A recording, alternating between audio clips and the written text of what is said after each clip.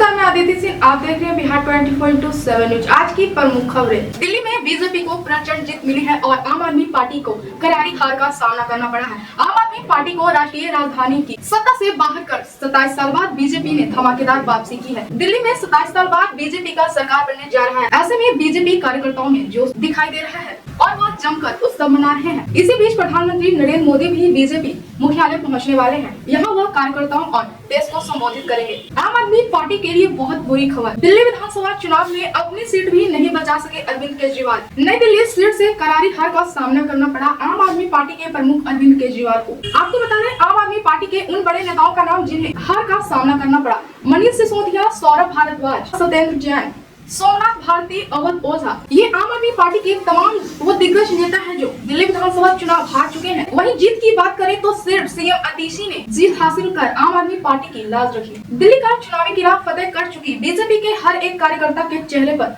खुशी का भाव नजर आ रहा है। इस वक्त भाजपा कार्यालय पूरी तरह से जश्न में डूबा हुआ है। जीत के जश्न में डूबा भाजपा। दिल्ली में 27 साल बाद फिर लौटी बीजेपी की सरकार। उत्तर प्रदेश के मिल्कीपुर आरक्षी विधानसभा सीट पर हुए उपचुनाव के नतीजे सामने आ गए हैं। मिल्कीपुर विधानसभा सीट पर भारतीय जनता पार्टी ने बड़ी जीत हासिल की है। इस जीत के साथ ही भाजपा ने अयोध्या की हार का बदला समाजवादी पार्टी से ले लिया है, क्योंकि यह सीट पहले समाजवादी पार्टी के कब्जे में था। मिल्कीपुर की यह जीत बीजेपी के लिए बहुत ही अहम है। मिल्कीपुर में बीजेपी ने समाजवादी पार्टी को हराकर लहराया भगवा का परचम। दिल्ली में भारतीय जनता पार्टी के अध्यक्ष देवेंद्र सचदेवा ने चुनावी नतीजे आने के बाद बड़ा बयान दिया है। उन्होंने कहा है कि दिल्ली में भाजपा की सरकार बनते ही पहले कैबिनेट में ही एसआईटी का गठन होगा, सभी घोटालों की जांच होगी। ऐसे में माना जा रहा है कि एक बार फिर अरविंद केजरीवाल और मनीष सिसोदिया को जेल जाना पड़ सकता है। पचपन सीट से आम आदमी पार्टी के उम्मीदवार अवध ओझा ने हार के बाद बोले, यह मेरी व्यक्तिगत हार है, मैं लोगों से नहीं जुड़ सका, मैं लोगों से मिलूंगा और अगला चुनाव यहीं से लड़ूंगा। आपको आपको सीट में जीत नहीं मिला, क्या वजह से? ये मेरी व्यक्तिगत हार है। मैं लोगों से कनेक्ट नहीं कर पाया, मेरे पास कम समय था। एक महीने में मैं जितने लोगों से कनेक्ट कर पाया उतना वोट मुझे मिला, तो ये मेरी व्यक्तिगत हार है। दिल्ली में आम आदमी पार्टी की बुरी हार हो रही है, इस पर क्या? मुझे अभी इस बारे में कोई सूचना नहीं, मैं सूचना मिलने पे इसको बाइट दूंगा। अन्ना हजारे ने भी बयान दिया है कि ये शराब नीति मामले में घोटाले का। अभी मुझे इस बारे में, ये मेरी व्यक्तिगत हार है जिसकी मैं खुद जिम्मेदारी ले रहा हूँ। बने रहिएगा। एकदम कल से जा रहा हूँ, पहले लोगों से मिलूंगा और अपना काम शुरू करूंगा। अगला विधानसभा चुनाव फिर पटवर्धन से लड़ूंगा। दिल्ली विधानसभा चुनाव परिणामों पर कांग्रेस नेता संदीप दीक्षित ने कहा, शायद हम भरोसा नहीं जता पाए और मतदाताओं ने विकल्प के रूप पर हमें गंभीरता से नहीं देखा जैसे भाजपा को देखा। कांग्रेस सांसद प्रियंका गांधी ने दिल्ली विधानसभा चुनाव के नतीजों पर कहा, मुझे लगता है कि दिल्ली में हमारी सभी बैठकों और जिन लोगों से मैं मिली थी उन सबसे यह बहुत स्पष्ट था कि लोग बदलाव चाहते थे और वे उन चीजों से तंग आ चुके थे। उन्होंने बदलाव के लिए वोट दिया है। जो जीते उन्हें बधाई। हमें और अधिक मेहनत करनी होगी, हम लोगों के मुद्दे उठाते रहेंगे। बिहार विधानसभा चुनाव से पहले सभी विभागों में नियुक्ति की जा रही है। मुख्यमंत्री नीतीश कुमार एक बार फिर से 1007 चयनित कृषि पदाधिकारियों को नियुक्ति पत्र सौंपा। राज्य सरकार विधानसभा चुनाव से पहले 12 लाख लोगों को नौकरी देने के अपने वादा पूरे करने में लग गई है। सीएम नीतीश कुमार आज 154 अनुमंडल कृषि पदाधिकारी को नियुक्ति पत्र दिए। इसके अलावा 853 प्रखंड कृषि पदाधिकारी को भी नियुक्ति पत्र दिए। इस तरह कुल 107 चयनित कृषि पदाधिकारियों को सीएम नीतीश कुमार के हाथों नियुक्ति पत्र दिया गया। इस मौके पर राज्य के दोनों उप मुख्यमंत्री सम्राट चौधरी और विजय कुमार सिन्हा के अलावा कृषि मंत्री मंगल पांडे भी मौजूद रहे। बिहार सरकार होल्डिंग टैक्स नीति पर पुनर्विचार कर रही है। नीतीश सरकार बजट सत्र में आ सकता है।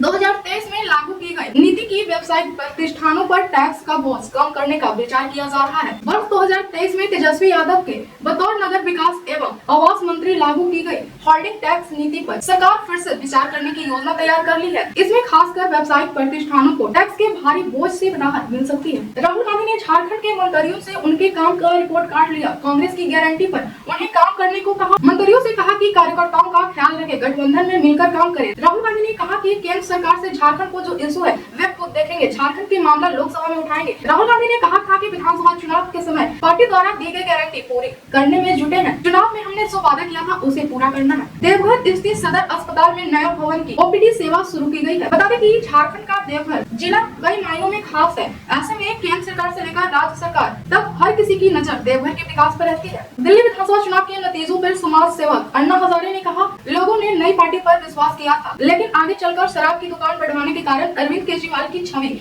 खराब होने लगी। निस्वार्थ भाव से जनता की सेवा ही भगवान की पूजा है, ये उनको समझ नहीं आया, जिसके कारण केजरीवाल गलत रास्ते पर आ गए। राजनीति में आरोप प्रत्यारोप होते रहते हैं,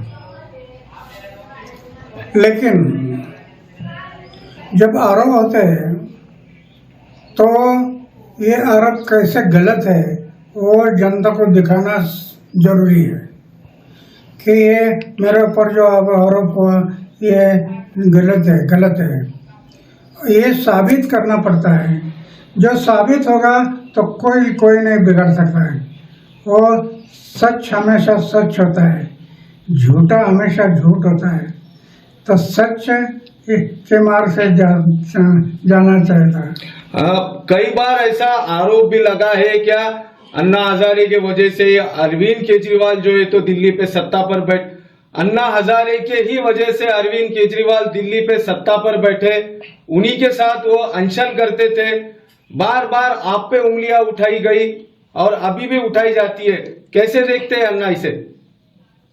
ये बराबर नहीं है। दिल्ली में पहली बार एक मीटिंग हुई थी और उस मीटिंग में इन्होंने पक्ष और पार्टी निकालने के लिए सोच किया था। मीटिंग इसके लिए थी और जिनको पक्ष और पार्टी में जाना है वो मीटिंग के लिए आ जाओ। मैंने देखा, मैंने तय किया पक्ष और पार्टी में मैं नहीं जाऊंगा, किसी पक्ष और पार्टी में मैं नहीं जाऊंगा। और वो मीटिंग हो गई, मैं पक्ष और पार्टी से दूर रह गया। तब से आज तक दूर रहा। फिर वो पक्ष निकाले, पार्टी निकाला और पार्टी में चले। ये नया पार्टी था, लोगों ने विश्वास किया।